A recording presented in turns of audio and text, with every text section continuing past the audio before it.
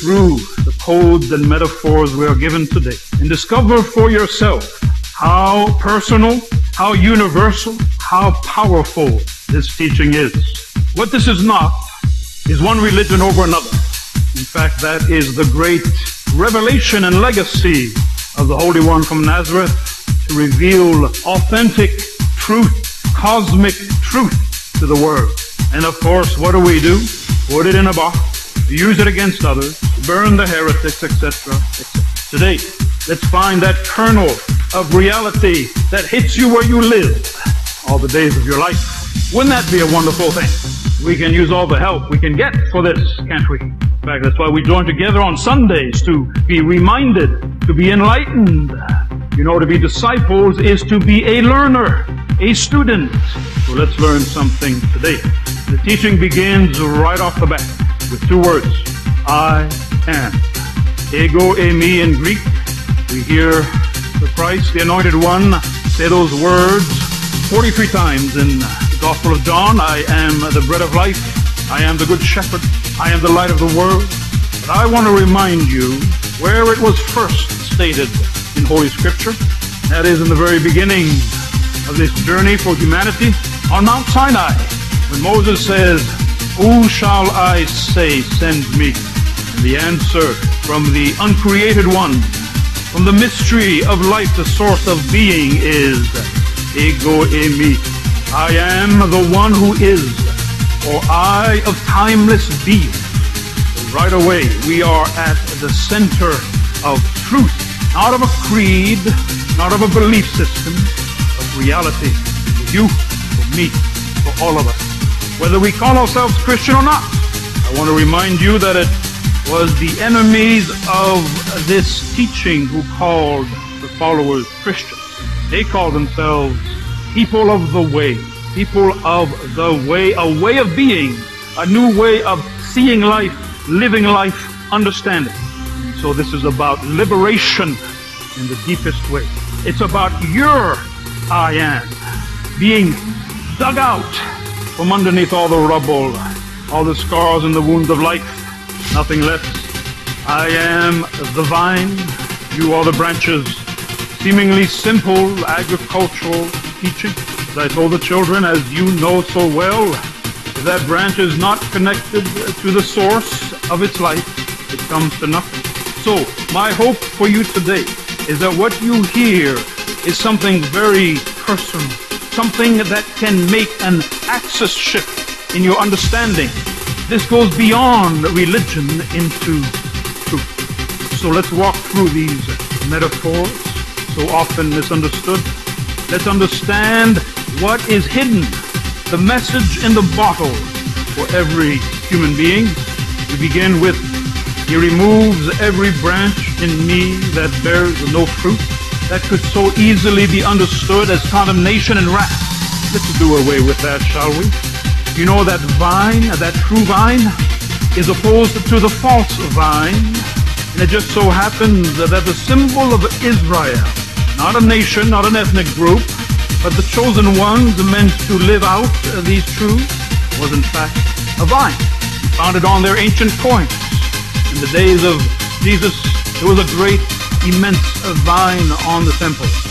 And it's not that Jesus condemns these teachings, these original, primitive insights on the mystery of life. He just takes us through a quantum leap beyond what religion so easily turns into. And don't you know what it turns into? Rules and regulations, requirements, limited thinking, crystallization of that which cannot be contained. Jesus is opposed to all that is reduced to what we call religions, which turn into the opposites of the teaching. Instead of unconditional love, it becomes judgment and hate and separation. So the Holy One is speaking beyond one set of teachings into something that everybody, Buddhist, Hindu, otherwise, can relate to. It is for every human being, even the atheist who believes in something or nothing, because of the alienation of these teachings. Let's try to find the living truth that transcends it all. He removes every branch that bears no fruit. Why? Because the branch that grows without completing its purpose, as you with green thumbs know, steals the energy in the vine from the other fruit. So let me make it personal. Let me show you how close up this is. What is it in your life that you put your energy into and that comes to nothing, that wastes your life away, that wears you out, that leads you nowhere? Haven't we all stolen that precious psychic gold of life and used it for empty purposes? Come up with something in your mind, in a relationship, in a project that you had to do at all costs, and that did not lead to fruition, which we'll have to define here as well. Every branch that bears fruit, he prunes to make it bear more fruit. There is nothing more profound than the metaphors, the parables of Yeshua. So you need to go beyond the surface and make it personal. We are each and every one of us pruned by life. We learn as we grow, hopefully, through our mistakes, through the circumstances of life. We discover, okay, that is the wrong direction. That kind of behavior leads nowhere. I must go back to this. I must center myself and find peace, and out of that be my true self. And we're told that this pruning is in order to create better fruit. Interestingly enough, in the Greek, that word katharoi, pruning, also means cleansing. And so we are cleansed by that which prunes us. And I suggest to you that the pain of life, we all know, each individually, is not just tragic happenstances that we are stuck with in this momentary passage through existence, but opportunities to turn to that which can really give us meaning and purpose. Now hear me well, it's not that God gives us the suffering, it's that through this cosmic view of things we redirect the suffering from empty, tragic bitterness to fruitful understanding, to sensitivity towards others, to remolding our behavior and our mindset so that we can live rooted in that which we truly are, children of the uncreated, meant to enjoy the beauty and to be the beauty and to do the beauty in this world.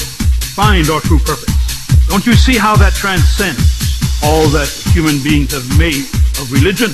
That's why Jesus says, I am the true vine. Not because the creed is the right one over against somebody else's, but because the reality of our existence is to be connected to something greater than ourselves and to find ourselves in that greater reality. We are so busy with being a disconnected branch, separated from it. That's another definition of the ego, the imaginary self, the infantile self that just lives for itself. There is no such thing. It is nothingness.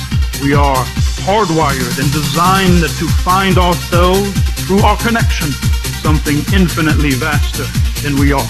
Don't you see how much that explains about human life, human history, why it is that so many end up in bitterness and despair?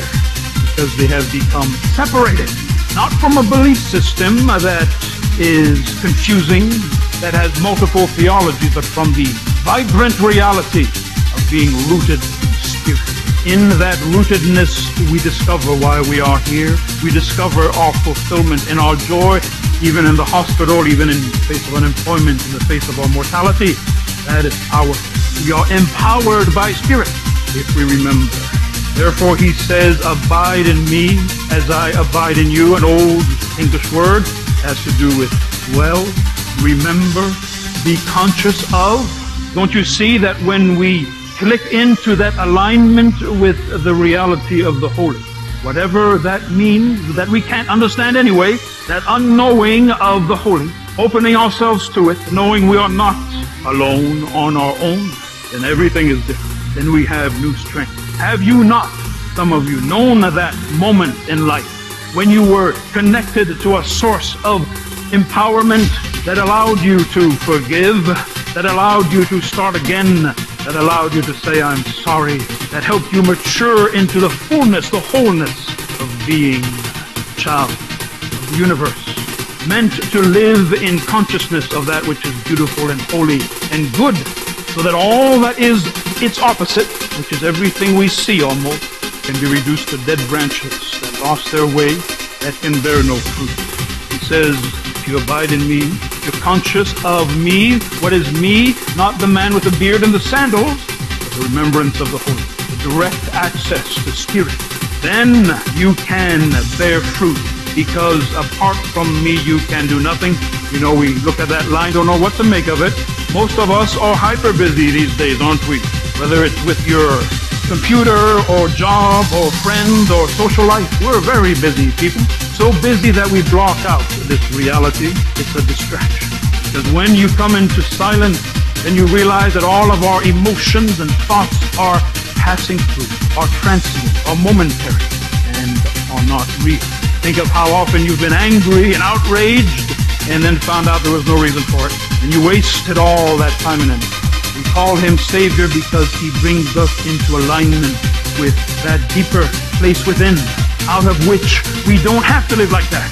We can be at peace. We can keep others from stealing our peace.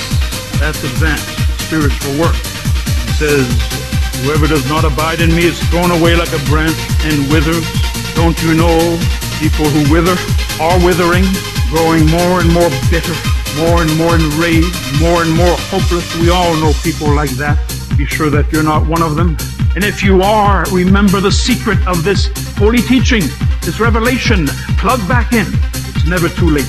Remember that you're not an isolated branch. You're part of something greater, and that greater vine wants to shoot its life through you so that you can be a beautiful human being. As long as we exist, we have a chance to find our real potential and purpose, and to break out of the wrong direction, which leads to withering.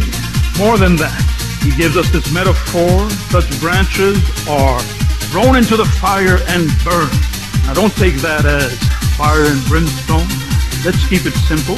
What do you do with a piece of wood that's not going to have foliage or fruit? In the old days before Thomas Edison helped us out, you'd put it in the fireplace, go up in smoke. Look at the poetry of this metaphor. End up as nothing. The ancient teachers said that hell was non-being, nothingness, total separation from the essence of life, or illusory ego, which is the cut-off branch, comes to nothing. But our deeper self, connected to the infinite source of existence, to eternity itself, to spirit, leaves behind a legacy for generations of how to be a beautiful human being, how to incarnate unconditional goodness and love in a world that has lost its way. You see how these metaphors can be so misused, trying to turn us into a rigid religion when it's that liberation of universal truth, that way for every human being, no matter who they are, made possible by these teachings. He says, my Father is glorified by this, that you bear much fruit. That is to say, the universe is made better. The Holy One, the uncreated one, is made happy by little old you when you bear fruit, by remembering your inheritance as a spiritual being. And what is this fruit? It's not cash, it's not works, it's not things we leave behind. Brother Paul lists them for us as an example. Little things like love, the joy, peace, patience. There's some hard fruit to grow, don't you think? Generosity, kindness, faithfulness to that which is greater than we are. Self-control, critical, because we so easily break off when we have no self-control. Lord, give us that understanding for each and every one here, that to be bearing fruit means often to endure this life, to suffer through, to grow and mature and learn, instead of being victimized by the pain of life, and to become one who can share with others something that changes the world and makes it in your little corner, even for one other person, a better place. The secret of life, the way of awakening, the presence of the holy into our true self.